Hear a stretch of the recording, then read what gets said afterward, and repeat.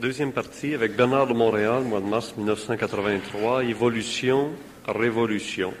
Nous avons appris que finalement nous sommes tous un peu, tous ceux qui cherchent à évoluer, nous sommes tous des révolutionnaires sur le plan de l'esprit et c'est effectivement ce qui est la démarche de l'évolution. Sur la fin de la première partie, vous nous avez laissé entendre que l'être humain, l'homme, est un esprit. Il doit prendre contact avec le plan de l'esprit. Mais l'homme, si on vous écoute, se retrouve encore au centre et au nombril de l'univers. Car les autres êtres animés sur la Terre, qu'on pense aux animaux, semblent avoir eux aussi un cerveau, semblent être capables de certaines formes de réflexion, donc de pensée, d'invention. Pourquoi mettre tant d'emphase sur l'être humain qui devrait retourner à sa source? Est-ce que l'animal sur la Terre n'est pas lui aussi un être muni des mêmes outils biologiques que l'être humain?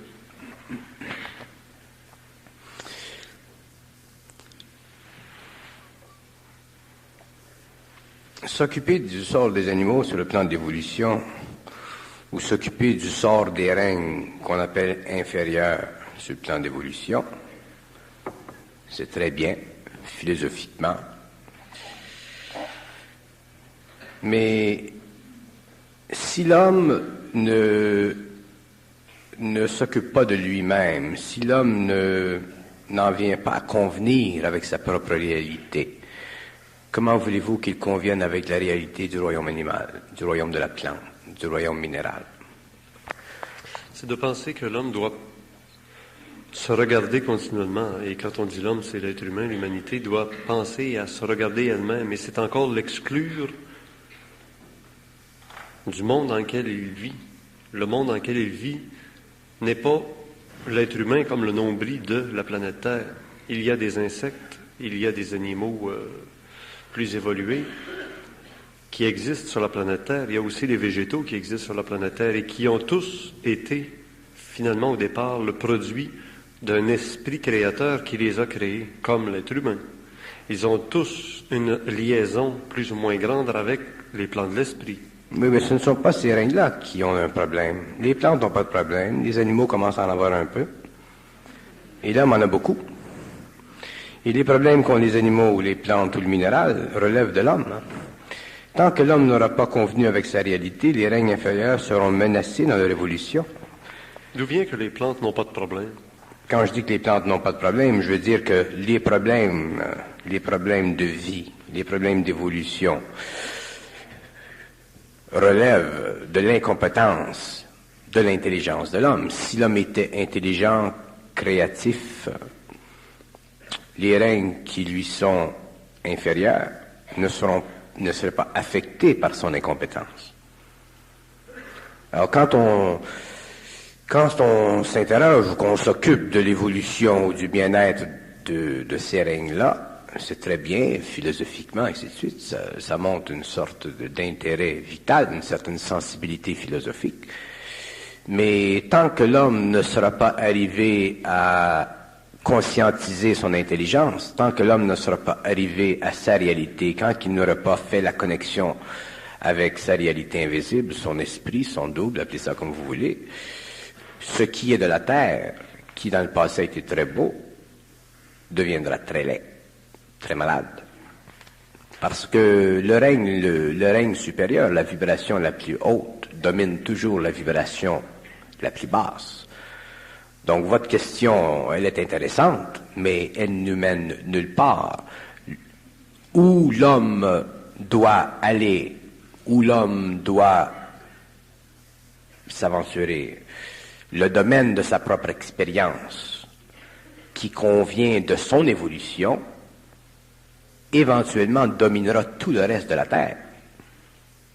Alors, la question qui fait face à notre réalité aujourd'hui, la question la plus pressante de l'homme aujourd'hui, ce n'est pas une question qui doit être dirigée seulement vers... Je n'ai pas d'objection à ce qu'on parle des animaux, des plantes ou du minéral, aucunement.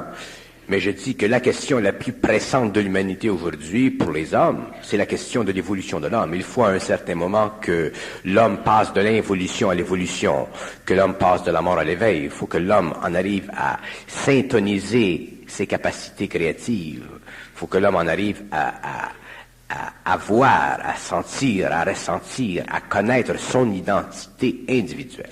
Et à partir de ce moment-là, votre question sera très bien résolue.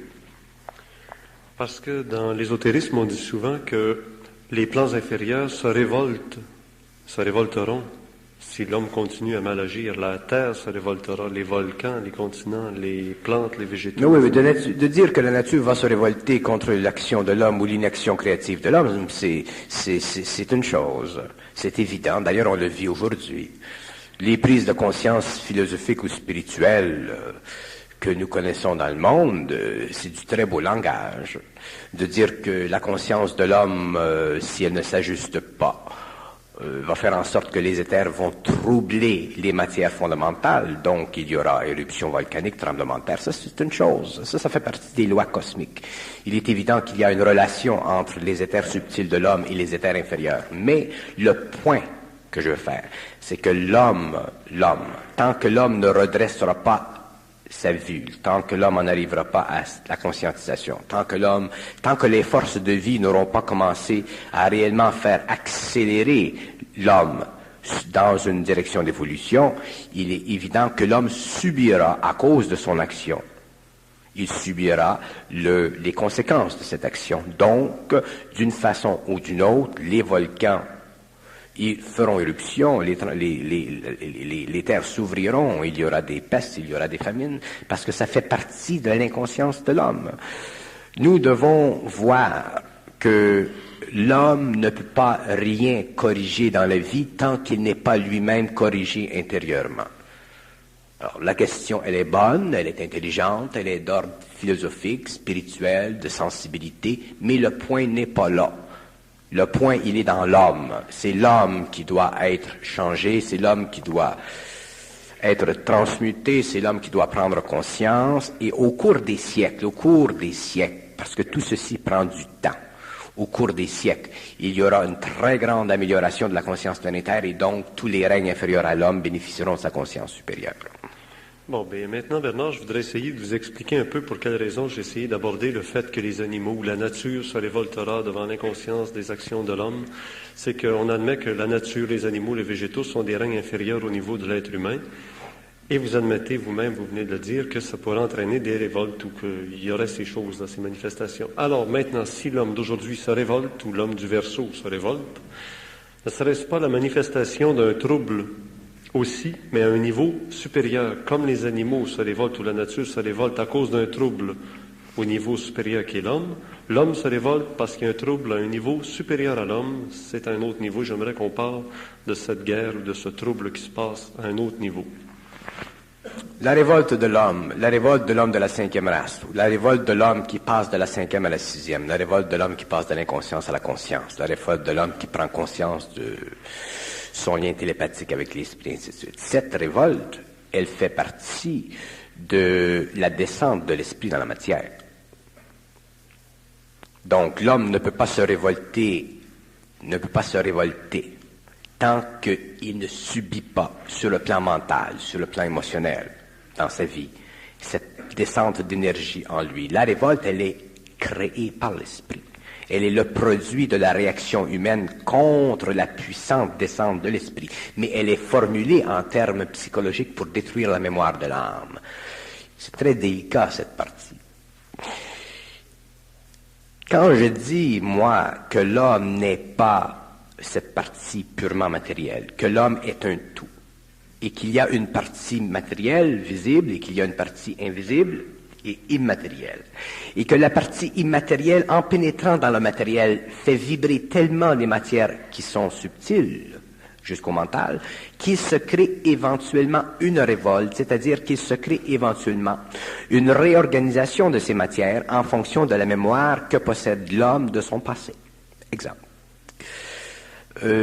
Lorsque l'homme entre dans l'énergie de l'esprit ou dans l'énergie de l'intelligence ou qu'il rentre en fusion, il vit progressivement une souffrance dans le mental ou une souffrance ici dans le plexus solaire.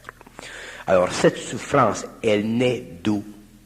Elle n'est pas seulement du fait de pénétration de l'esprit, mais elle naît du fait que la lumière de l'esprit, en passant dans les plans de l'homme qui sont contaminés par la mémoire de l'humanité ou la mémoire individuelle, crée cette réaction. Donc, le développement de l'homme demain, sa révolte demain, n'est pas une révolte semblable à la révolte des plans inférieurs. La révolte des plans inférieurs, c'est une révolte qui est beaucoup plus philosophique que réelle dans le sens que l'homme peut le comprendre. Elle est beaucoup plus réelle, par contre, dans un autre sens que l'homme ne peut pas comprendre. Autrement dit, si nous, par exemple, si nous parlons du mouvement des forces volcaniques, si nous parlons du mouvement des forces terrestres, tectoniques, ces mouvements, ces forces, sont le résultat d'activités dans la Terre, des forces archaïques qui ne veulent plus perdre le contrôle de la matière. Autrement dit, les forces volcaniques, les grandes forces telluriques de la Terre ne sont pas sous le contrôle de la lumière. Elles sont sous le contrôle des forces archaïques. Alors, les forces archaïques, lorsqu'elles deviennent superactives à cause des grands mouvements qui se produisent, créent des échantillons de leur puissance dans la matière que nous, les hommes, à cause de notre inconscience, à cause de notre lien astral avec ces forces, par le biais de notre mémoire, nous sommes amenés à souffrir. Exemple, vous vivez en Californie, je vais prendre un autre endroit parce qu'on va dire qu'il a dit que c'est en Californie. Bon, si je prends un endroit, on va dire qu'il a dit que c'est là. Bon, en tout cas, vous vivez sur la Terre à un certain endroit. Si vous n'avez pas de conscience, autrement dit, si vous n'avez pas conscience avec l'esprit, avec votre intelligence créative, avec votre double, automatiquement, vous vivrez un karma quelconque, une conséquence d'un karma quelconque en fonction d'une activité tellurique. Mais si vous êtes en contact télépathique avec votre double, vous ne pourrez pas vivre cette activité. Donc, l'activité tellurique, planétaire, matérielle des forces archaïques contre vous est totalement inutile. Donc, la Terre peut sauter, les volcans peuvent sauter, le tellurique peut devenir extrêmement actif, mais l'homme est toujours sécure.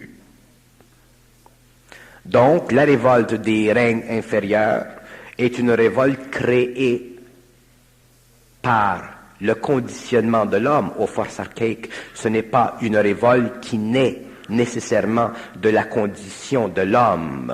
C'est une révolte qui naît de la condition du lien entre l'homme et les forces archaïques qui amène ces forces à agir contre lui pour son expérience astrale, son expérience planétaire. L'homme conscient de demain, l'homme du Verseau, l'homme des prochaines évolutions, quelle que soit la condition de la révolte, comme vous dites, sur la Terre, ne sera jamais affecté par les règnes inférieurs. L'homme de l'évolution ne doit pas être affecté par les conditions des règnes inférieurs. Les règnes inférieurs ont leur évolution. D'ailleurs, les règnes inférieurs existent pour la présence humaine. Tout ce qui est de basse vibration existe pour supporter les hautes vibrations en tant qu'espace et terre. Alors, ces conditions-là font partie de la réalisation dans la matière du travail des grandes forces archaïques. Mais l'homme, lui, doit en être libre. Alors, si l'homme est conscient, quel que soit ce qui se passe dans le domaine des plans inférieurs, dans le domaine des royaumes inférieurs, lui n'est pas affecté. Qu'il y ait famine, qu'il y ait radioactivité. La radioactivité, c'est une activité des forces archaïques, une des grandes d'ailleurs. Alors, la radioactivité, les famines, la décomposition, et ainsi de suite, tout ceci n'affecte pas l'homme parce que l'énergie du double supportera le mental, le vital, le physique et l'astral de l'homme contre toutes ces affectations. Parce que la vibration qui passe du double et qui entre dans l'homme est tellement forte que ces matières inférieures, leur radiation, leur pouvoir vibratoire ne peut pas affecter les corps de l'homme.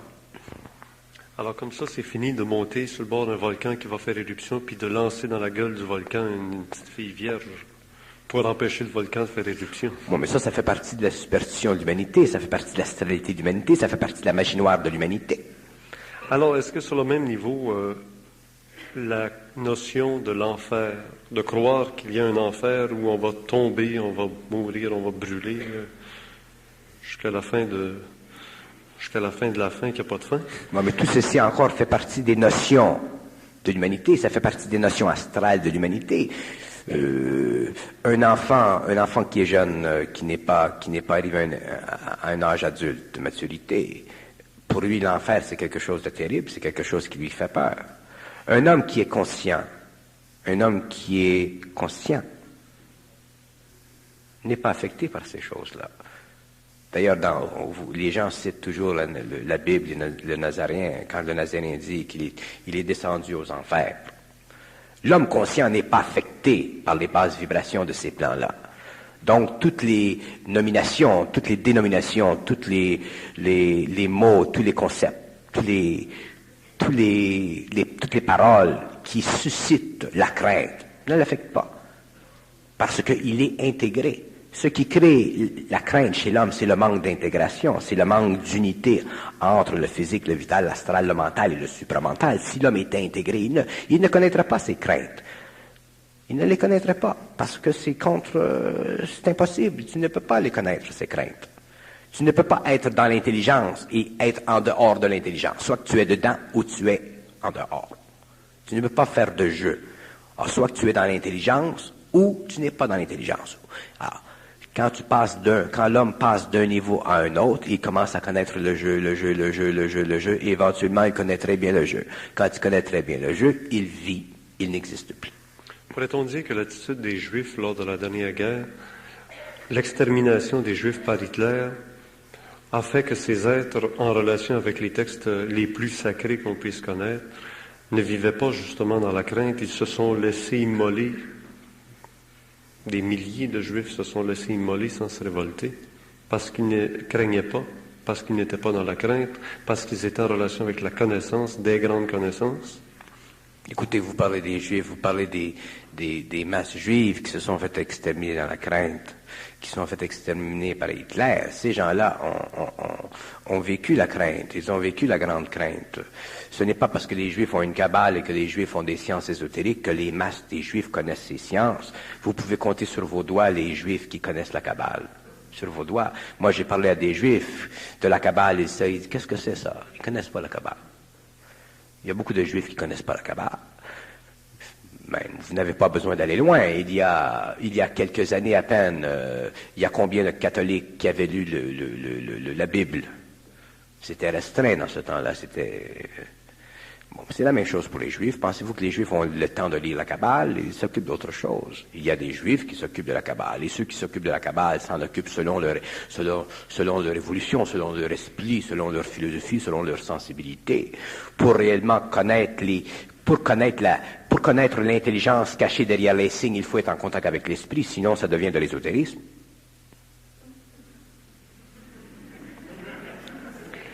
Dans la plupart des grandes traditions ésotériques, religieuses, etc., il est toujours fait mention que bientôt, c'est l'ère du Verseau, c'est le retour du Messie, c'est la venue du Messie, c'est le Mavantara qui se termine pour un nouveau cycle en Inde.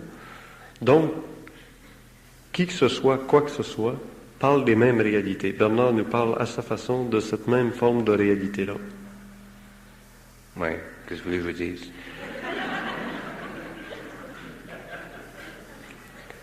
Donc, il n'y a rien de nouveau sous le soleil. Il n'y a absolument rien de nouveau sous le soleil, effectivement. Donc, tout est connu d'avance. Prévisible. Ben oui, tout est connu d'avance. Évidemment. Et quelqu'un qui est en relation avec non plus la mémoire, mais est en relation avec l'intelligence, sait précisément les événements qui doivent arriver. Mais oui, c'est normal, tout est connu, tout est su. Le hasard n'existe pas. Il s'agit de bien comprendre les événements, il s'agit de bien comprendre le symbolisme, s'il y a symbolisme, dans la dictée des événements. C'est là que les gens font erreur, c'est là que les gens se fracassent le cerveau, que les gens perdent de l'énergie. Si vous lisez les anciens textes, si vous lisez les textes de n'importe quelle nation qui a eu contact avec des initiés, il faut comprendre ce qui est écrit derrière le mot. Sans ça, on finit par une pagaille, on finit par de l'ésotérisme, on finit par une attitude psychologique de crainte, on devient craintif, on cherche, on essaie de comprendre, et ainsi de suite, et c'est normal, mais ça va beaucoup plus loin que ça. La condition, la fin d'un cycle, c'est une chose absolument extraordinaire, mais non pas du point de vue humain, du point de vue cosmique. Du point de vue humain, la fin d'un cycle, c'est toujours de la merde, c'est toujours de la cacophonie, c'est toujours de l'abrutissement, c'est toujours une désintégration, c'est toujours une puanteur qui sort des profonds de la terre. Mais ce que ça signifie, ce que ça amène, ce que certains hommes sur la terre y comprennent, c'est une autre chose. La fin du cycle pour les Atlantes, ça n'a pas été un cadeau. Ça n'a pas été un cadeau, la fin du cycle pour les Atlantes, ce que vous appelez le déluge. Mais pour certains Atlantes, la fin du cycle, ça a été la création d'une nouvelle race, la 5e. Et c'est la même chose pour nous. La fin du cycle pour l'homme de la 5e race, c'est quelque chose d'absolument extraordinaire. Mais il faut la comprendre, il faut le savoir, il faut être dans l'énergie de cette fin de cycle, il faut être dans l'intelligence de cette fin de cycle. Sinon, c'est une plaidoirie pour la mort, c'est une plaidoirie pour le suicide, c'est une plaidoirie pour la tristesse, c'est une plaidoirie pour l'anxiété, c'est une plaidoirie pour tous les aspects de l'expérience humaine qui relèvent de l'astral sur l'homme, de son contrôle, de sa domination, au lieu que ce soit un agencement de plus en plus perfectionné du mental inférieur avec le mental supérieur, autrement dit le contact entre l'esprit et le cerveau éthérique de l'homme. La fin du cycle, c'est absolument extraordinaire, mais évidemment, si nous la regardons d'un point de vue humain, d'un point de vue planétaire, d'un point de vue émotif, d'ailleurs, le problème de l'homme sera dans son émotion, tant qu'il n'aura pas transmuté cette énergie. Si l'homme regarde la vie d'un point de vue d'émotion, s'il colore son intelligence avec de l'émotion, s'il astralise, autrement dit, son intelligence, il est évident qu'il ne pourra pas vivre la fin du cycle d'une façon parfaite, d'une façon grandiose, d'une façon vitale, d'une façon victorieuse. Il ne pourra pas passer outre, il mourra de crainte.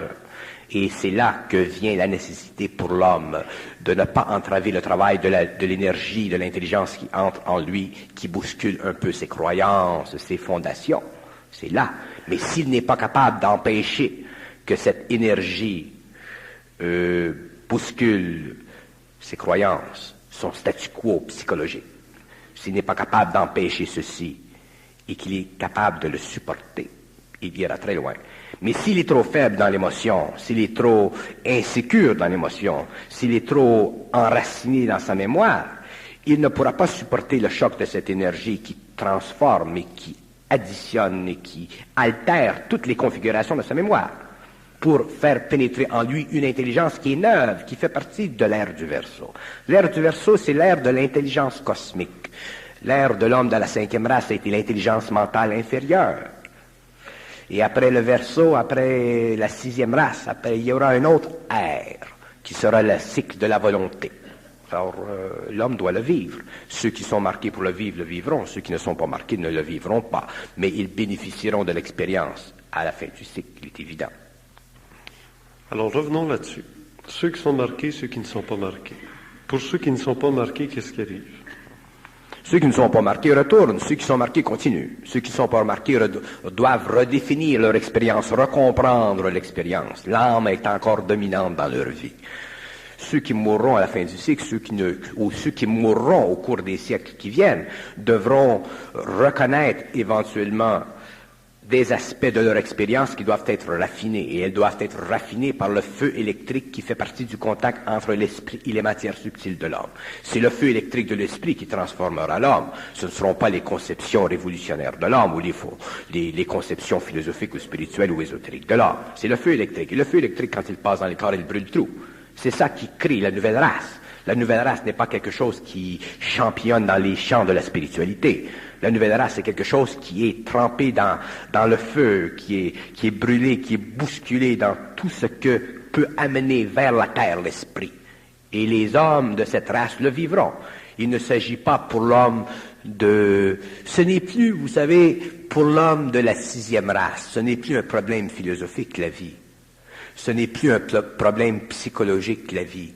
C'est un problème vibratoire.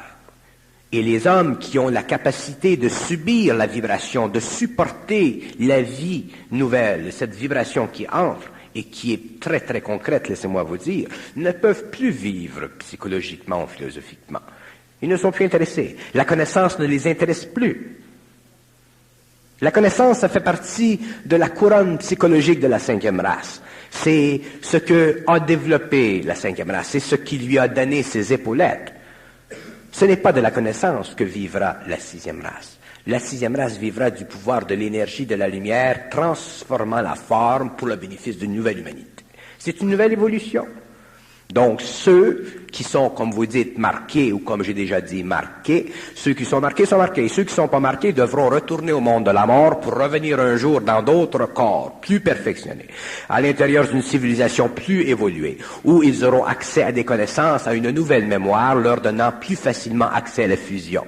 Et c'est comme ça que se traitera les événements de l'avenir. C'est comme ça que l'homme de la nouvelle race comprendra ce qu'il doit comprendre et ce que l'homme de la 5e race ou de l'ancienne race devra retourner avec dans l'astral, dans le monde de la mort pour continuer à étudier, pour continuer à comprendre et à reconnaître les signes qui donnent à une humanité l'apogée de sa conscience et la vertu de son pouvoir. Ce n'est pas dans le monde de la mort que l'homme peut exorciser l'astral ou les forces archaïques. C'est dans le monde de la matière qu'il doit l'exorciser. Mais pour qu'il puisse l'exorciser, il faut qu'il puisse la comprendre. Pour qu'il puisse la comprendre, il faut qu'il ait un contact minimal avec son intelligence créative.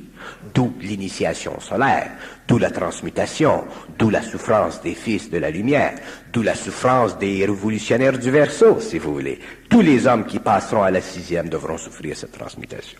Ceux qui ne pourront pas la souffrir, la vivront dans un autre temps, et dans cet autre temps, déjà, elle aura été soufferte, donc les hommes en bénéficieront au lieu de l'avoir souffert.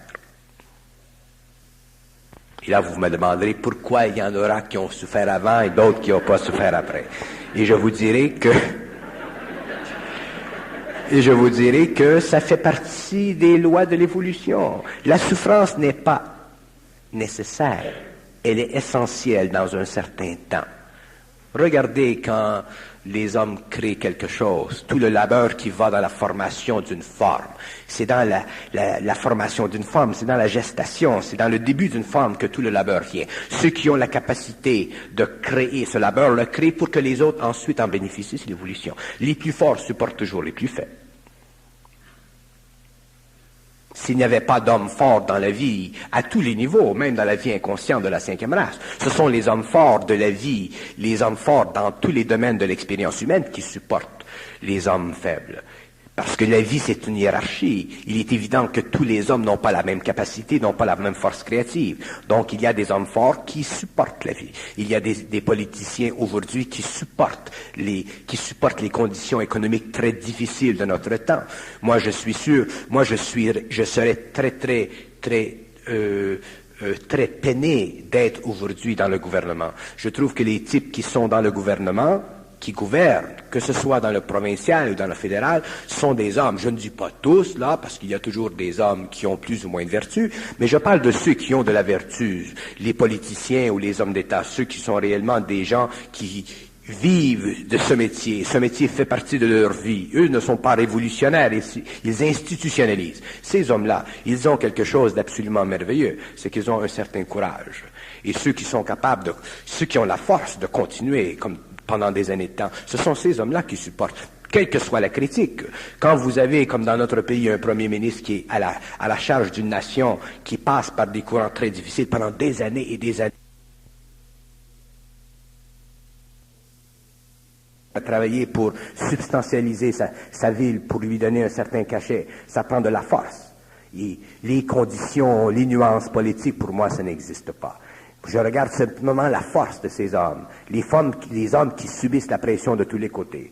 Et ces hommes-là, ce sont des hommes qui sont merveilleux et ce sont des hommes qui doivent être réellement considérés dans leur créativité, même s'il y a des erreurs dans leur créativité. Ils doivent être considérés en vertu de leur créativité. Il y a des hommes qui travaillent dans les domaines opposés, dans les mouvements opposés, dans le mouvement ouvrier, et ainsi de suite. Ce sont des hommes aussi qui ont la vertu de leur esprit.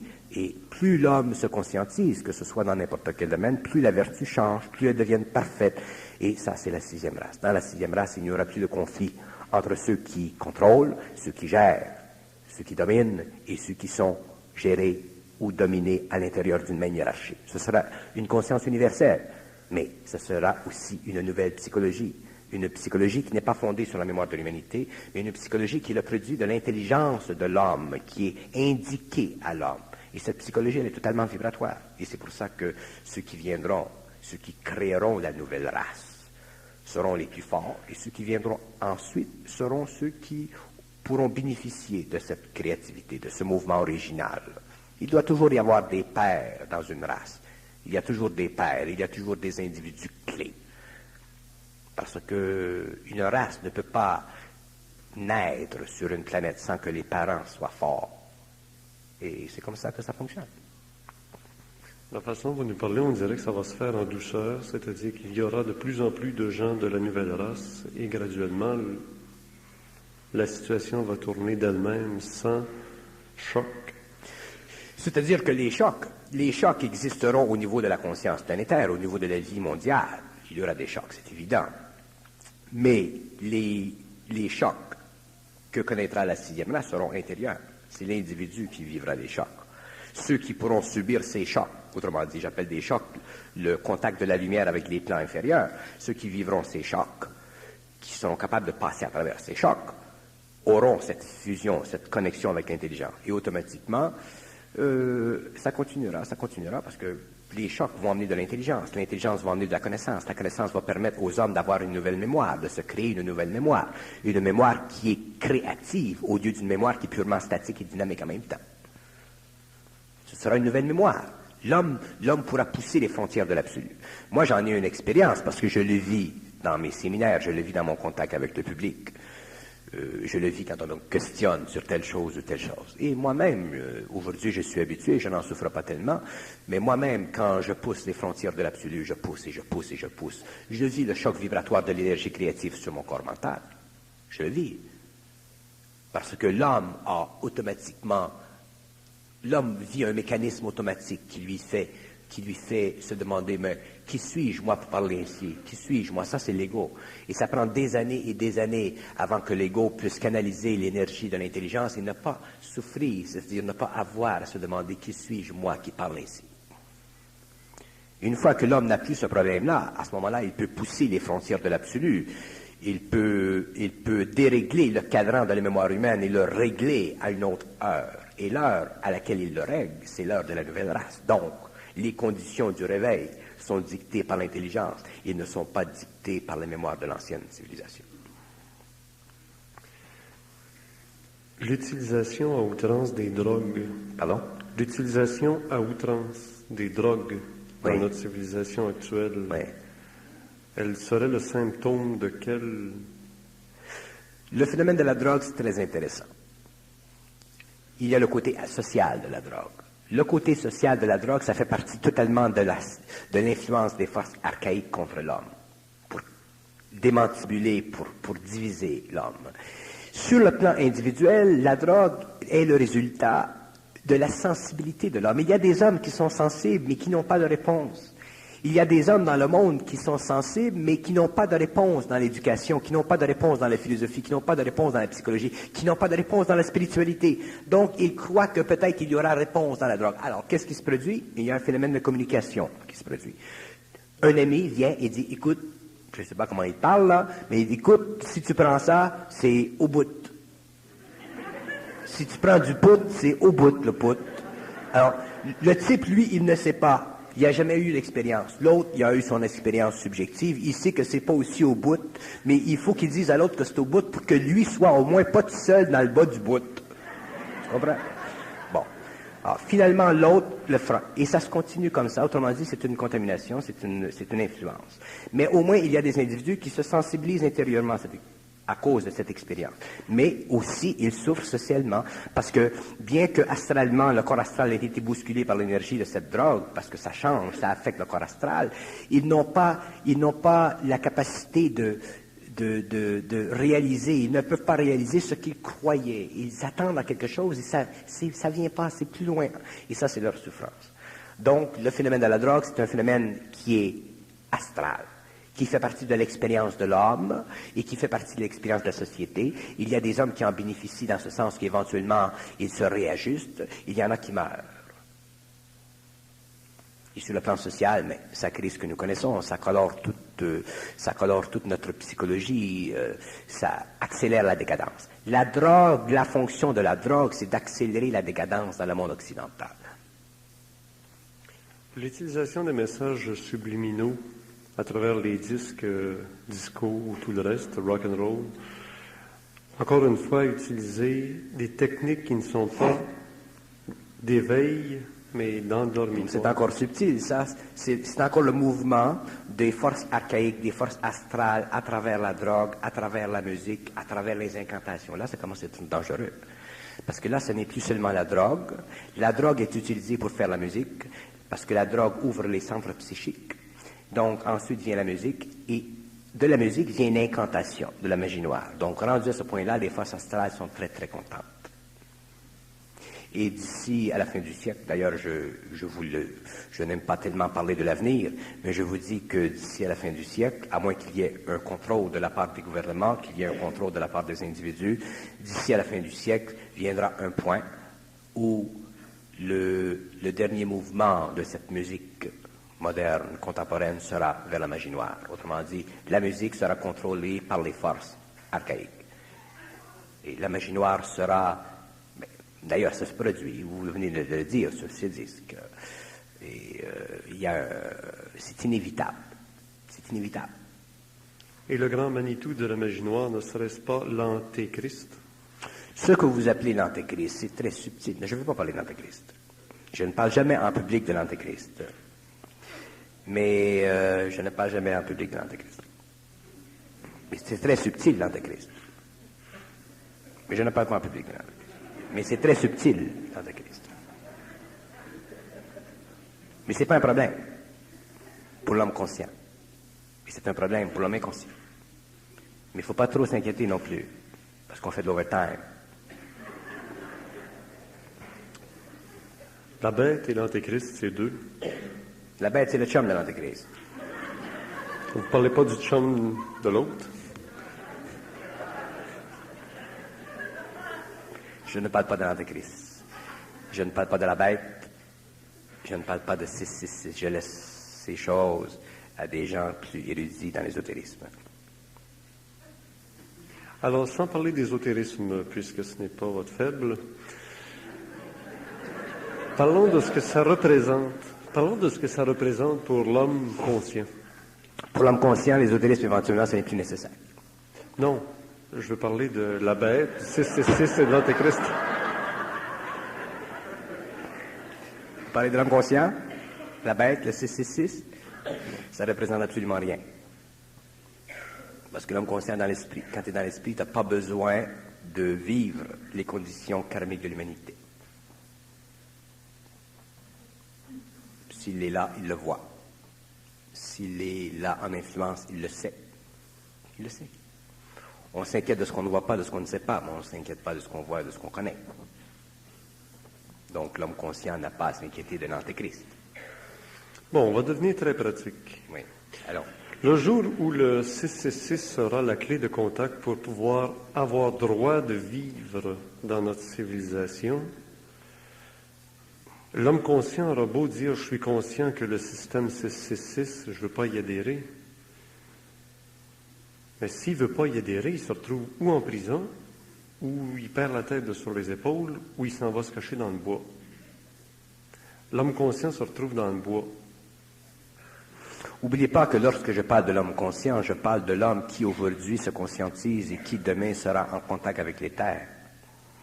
Quand je parle de l'homme conscient, je parle de l'homme qui a contact avec l'éthérique, je parle de l'homme qui a contact avec les forces de de son double. Je parle de l'homme qui est capable de neutraliser l'homme matériel. Je parle de l'homme qui est capable de, par sa volonté, neutraliser la matière. Quand je parle de l'homme conscient, je parle de l'homme qui, demain, à cause de sa fusion, pourra faire éclater l'atome par son esprit. Donc cet homme est totalement libre. Il n'y en a pas gros comme ça aujourd'hui.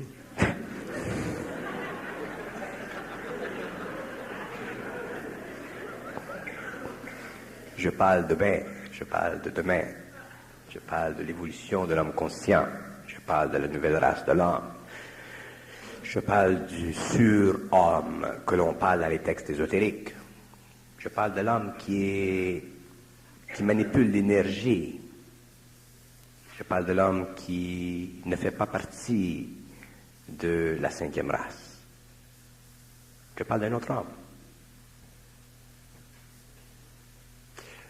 Et cette conscience lui viendra, comme pour Bernard, d'une fusion par une initiation solaire. Cette conscience, elle se développe. Moi-même, je n'ai pas fini d'évoluer dans cette conscience.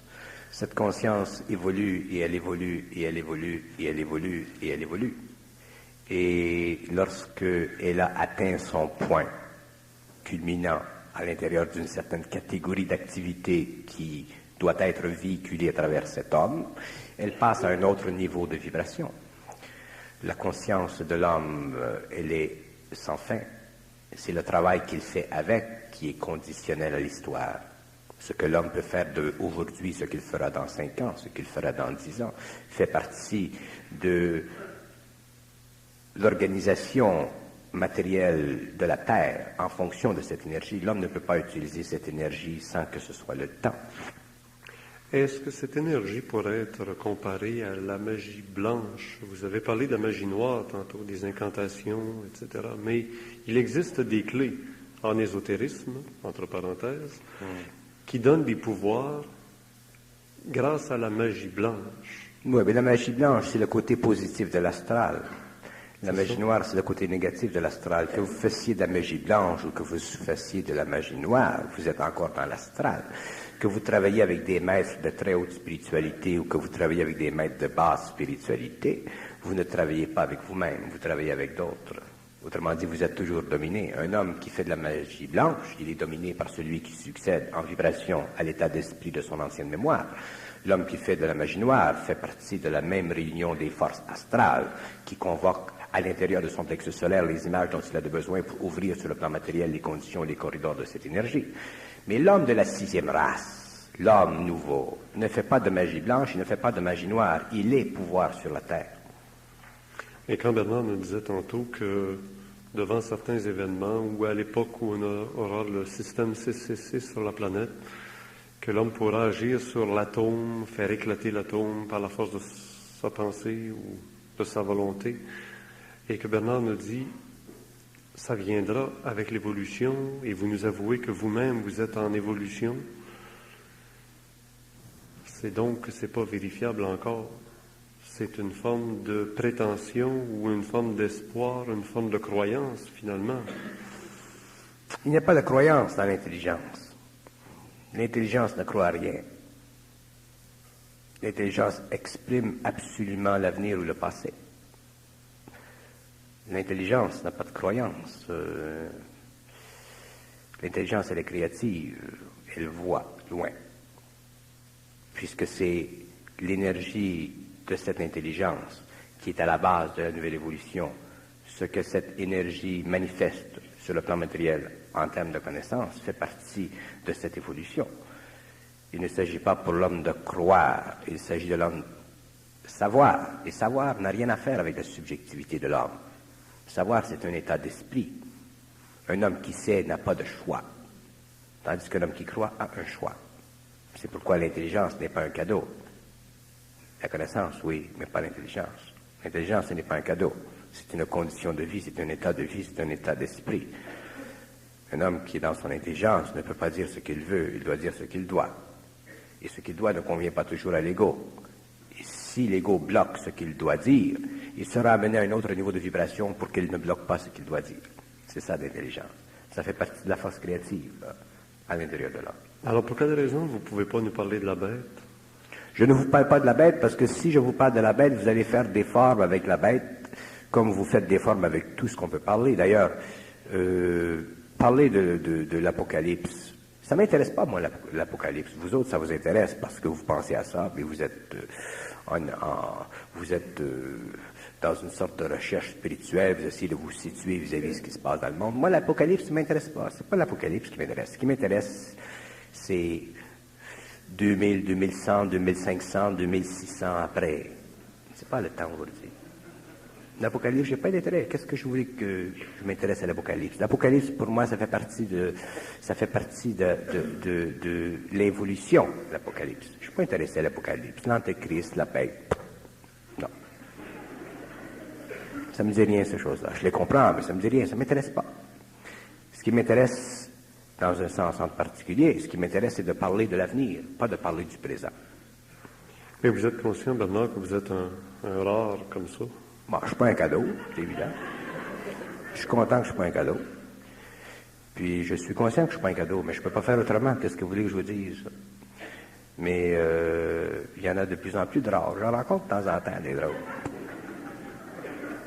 J'en rencontre des rares. Puis quand j'en rencontre des rares, ben, c'est le fun. Parce que 2 fois ensemble, on se complète.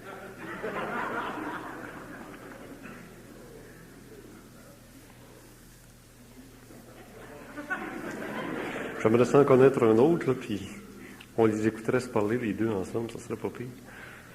C'est pas moi qui était normal. De quoi ils se parleraient?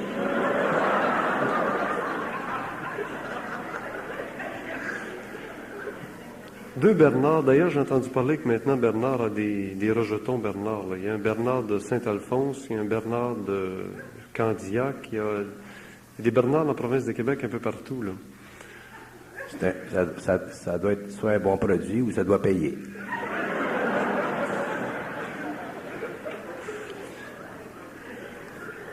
Bernard ne parle que jusqu'en 1984. Sans parler de la bête, sans parler de l'Antéchrist. On n'osera pas imaginer des choses, là. Mais pourquoi jusqu'en 1984 et pas plus? Je suis fatigué. Je me repose. Mais quand on arrive dans l'intelligence où on agit sur l'atome, on est sans doute capable d'agir sur son état de santé et son état de fatigue. Je travaille fort. Non, je fais faire d'autres choses. Je ne peux pas toujours faire ce que je fais. Il faut que je change. 84, je cesse de faire certaines activités. Ensuite, je commence d'autres activités. Mais si vous parlez de 84, là, il y a des gens qui vont s'imaginer qu'il va se produire toutes sortes de choses en 84. Il ne va rien se produire en 84. Les gens font d'overtime, le monde. Les gens, c'est pas moi qui est comme ça. Pas plus qu'en octobre 82, il devait se produire quelque chose à cause de l'alignement des planètes. C'est ça. Ben, les gens font d'overtime. C'est effrayant, l'imagination de l'homme.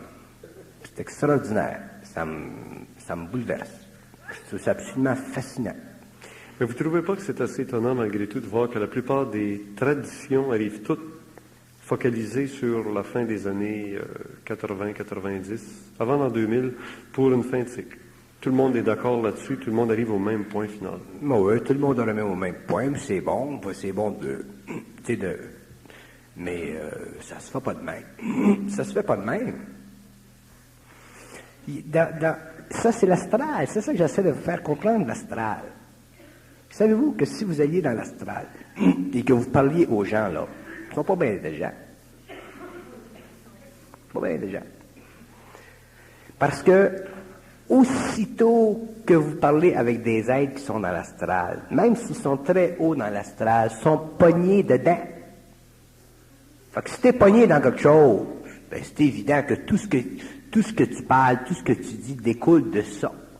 Alors, les gens dans l'astral, on ne parlera pas du bas astral parce que les autres sont super pognés, mais ceux qui sont en haut dans l'astral sont prisonniers. Moi, j'ai un de mes grands amis qui est un grand bonheur dans Montréal, je ne vais pas nommer son nom, là, qui a fait partie, qui avait une responsabilité suffisante dans une certaine école ésotérique, une très belle école ésotérique. Et d'accord, j'y parlais, ainsi de suite, puis il pouvait comprendre certaines choses.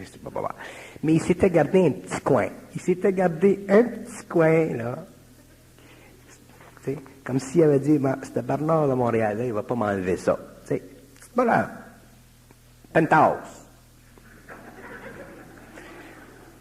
Puis là, il n'a plus son penthouse. Ça a sauté pareil. Tu ne peux pas te réfugier dans l'astral à quelque niveau que ce soit. Quelque niveau. Et les forces qui sont dans ces plans-là sont très complexes, très belles, c'est extraordinaire. Mais il y en a d'autres, il y a des âmes qui ne sont pas prisonniers de l'astral et qui ne peuvent pas être amenés par ces forces, ces intelligences-là, à subir leur domination. Moi, peut-être que j'en suis un, et je suis sûr qu'il y en a d'autres. Et c'est pour ça que les hommes, ou ces hommes-là, évidemment, à cause de leur conscience, créent toujours des chocs contre l'astral, que ce soit le haut ou le bas astral. Pourquoi? Parce que l'homme demain ne doit plus être dominé de l'extérieur. L'homme demain doit être capable de lui-même, individuellement, selon sa capacité d'absorber l'énergie de l'intelligence qui est infinie, de repousser les frontières de l'absolu. Ne pas être dicté des limites de l'absolu, comme l'astral nous dicte des limites de l'absolu, selon la religion ou selon la secte ou selon la société ésotérique à laquelle on appartient. Alors pour les hindous, c'est une chose, pour les autres, c'est une autre chose. Il y a 4, 5, 10 différentes sortes de dieux. Ça tient plus de bout. C'est de l'insulte à l'intelligence de l'homme. Alors, mais c'est l'homme lui-même qui deviendra ou qui doit devenir son propre procureur.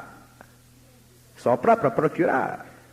Si l'homme n'est pas capable de procurer pour lui-même et qu'il se reste procuré par d'autres, c'est évident qu'il va se faire éventrer. Et c'est ça l'involution. Et c'est tellement subtil que quand vous me parlez du 666, l'Antéchrist, la bête, toutes ces choses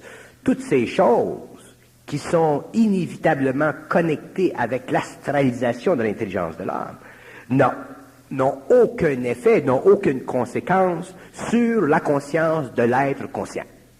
C'est ça que je veux dire. Je veux amener les gens à éventuellement être capables de, par eux-mêmes, de se servir de leur propre épée pour couper le cordon ombilical de leur mémoire, qui est connecté à la mémoire de l'humanité, pour que les gens puissent en arriver à penser leur propre pensée, créer leur propre pensée, vivre de leur propre pensée, et non pas vivre de la pensée des autres. Ça, c'est une abomination, ça, c'est une désolation pour l'homme, c'est une domination pour l'humanité, et c'est effectivement une porte qui empêche l'homme d'entrer dans les terres. Alors, moi, dans mon expérience, probablement que j'en connais pas encore pour le moment, là, je suis peut-être le seul qui parle comme je parle, mais effectivement, il y en aura d'autres, parce que l'homme ne peut pas retarder la descente de la conscience supramentale sur la Terre. L'homme ne peut pas empêcher son esprit d'extérioriser son énergie au lieu de l'intérioriser comme il l'a fait par le passé. Par le passé, l'homme a intériorisé son esprit, et en intériorisant son esprit, il a développé une cavalcade de symbolisme, de symbologie, pour se voiler contre l'absolu qui fait partie du contact entre l'infinité de l'esprit et l'absolue condensation de cette énergie à travers son corps mental. Alors l'homme, un jour, devra être capable, et ça fait partie de l'évolution, devra être capable de repousser les frontières de l'absolu. Ça, c'est le contact de fusion qui permet ça. Et les êtres qui viennent d'autres planètes, d'autres galaxies, si un extraterrestre, comment est-ce qu'il s'appelle, E.T., il faudrait qu'E.T. vienne ici, puis qu'il s'assoie avec nous autres, là, puis qu'on y parle de l'astral, le haut astral puis le bas astral, je pense qu'il retournera dans le frigidaire, comme il a fait dans le... Ça leur va pas. Le petit gars qui disait dans le film, c'était qui ce film-là? Qu'est-ce que c'est? D'où ce que tu viens? Il n'est pas arrivé avec des grosses théories, il a lancé 3 balles de tennis dans les airs, puis il s'est fait tourner. Autrement dit, l'homme demain comprendra que le pouvoir de l'esprit descend dans la matière. Et quand il descend dans la matière, l'ésotérisme, l'astral, les forces archaïques, l'antichrist, 666, toutes les théories du 666, il y en a une nouvelle, là, des computers, tout ça, ça fait partie de la domination de la subjectivité de l'homme pour l'expropriation dans l'homme de la conscience atomique qui se localise dans son mental. Alors, tout est utilisé pour empêcher que l'homme puisse réellement comprendre les lois de la domination. Et s'il faudrait que je parle de l'Antéchrist et du 666, pas au téléphone, mais au micro, vous en auriez en maudit détention. Parce que je serais obligé de renverser encore la loi des formes pour faire pénétrer dans la conscience de l'homme des données qui ne sont pas enregistrées dans les mémoires de l'humanité. Et ceci, je ne le fais pas en public parce que on a suffisamment de difficultés à comprendre ce qu'on a déjà assimilé sans commencer à se casser la tête avec d'autres choses qu'on comprendra quand on aura essayé et quand on aura arrêté de se casser la tête avec la connaissance. Là, à ce moment-là, tu peux parler de ces choses-là. J'en parle de ces choses-là avec des gens, j'en parle. Mais si les gens se cassent la tête avec ça, à ce moment-là, j'en parle pas parce que ça va contre l'intelligence, ça va contre l'homme. Il s'agit pas. J'ai fait, je t'apprends à faire une cassette sur les mots. J'ai quasiment l'intention de la lancer sur le marché tant qu'elle est au bout. Les mots, ça a l'air stupide des mots. Moi, je suis capable de parler pendant bien longtemps des mots. Et plus j'en parle, plus je parle dans la cassette, plus je m'aperçois d'une chose, que c'est absolument incroyable et infini l'intelligence. Et nous autres, les hommes, on n'est pas habitués à ça. Fait qu'on parle quand on est conscient, là, pas quand on jase, parce que les gens parlent pas, l'homme parle pas sur la terre, je l'ai déjà dit, jase. Mais quand tu parles, puis t'apprends, puis ça n'arrête pas. Puis tu refais intérieurement, télépathiquement, puis tu dis, ça va s'arrêter, ça dit non, continue, les mots. Puis quand tu commences à étudier qu'est-ce que c'est les mots, ils n'ont jamais fait ça, les psychologues, étudier les mots. Quand tu étudies qu'est-ce que c'est les mots, tu t'aperçois d'une chose, qu'on est tous les hommes, on est enculés par les mots. C'est pour ça que je ne parle pas d'Antéchrist. Parce que quand je dis qu'on est enculé, qu'est-ce que je veux dire? Je parle gras des fois en public, c'est pour le fun, pour bien relaxer un peu, pour bien du coke.